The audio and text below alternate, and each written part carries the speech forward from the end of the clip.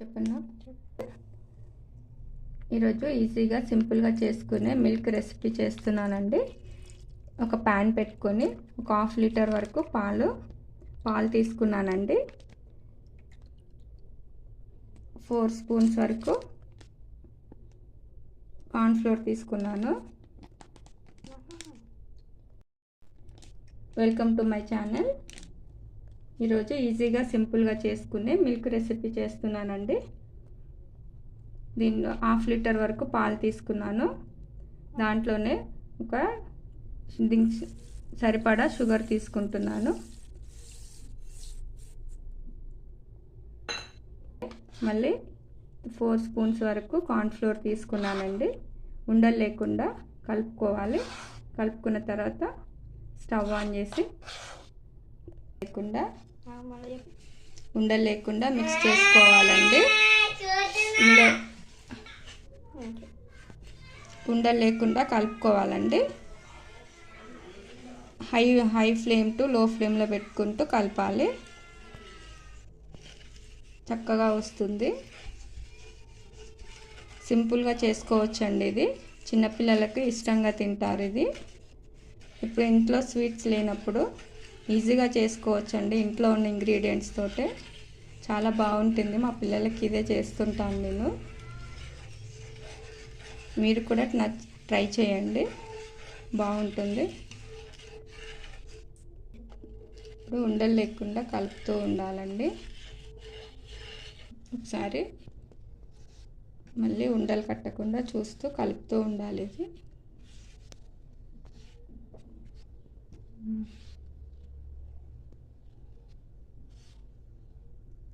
ఇట్లా 1 table spoon వరకు ఇలాచి పౌడర్ని కూడా యాడ్ చేస్తున్నాను.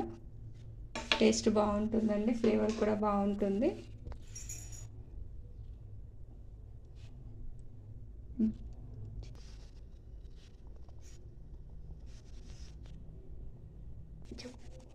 హై ఫ్లేమ్ టు లో ఫ్లేమ్లో పెట్టుకుంటూ చూస్తే చూడండి, ఇది థిక్ దగ్గరకు వస్తున్నట్టు ఉంది. చూడండి, మీకే తెలుస్తుంది.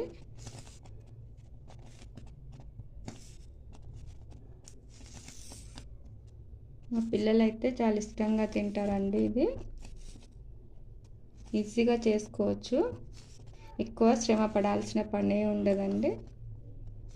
చూడండి, ఈ స్ట్రెచ్చర్ అంతా ఇట్లా దగ్గరకు వస్తూ ఉంటుంది. ఈజీగా చేసుకోవచ్చండి.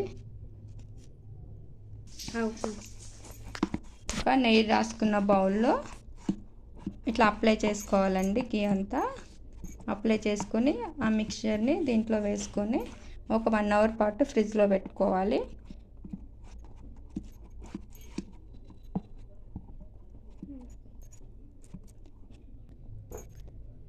చూడండి,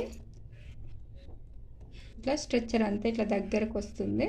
దగ్గరకు వచ్చిన తర్వాత స్టవ్ ఆఫ్ చేసి మనం ఇందాక నెయ్యి రాసుకున్న బౌల్ ఉంది కదా, ఆ బౌల్లో వేసుకొని 1 అవర్ ఫ్రిడ్జ్లో పెట్టుకుందాం.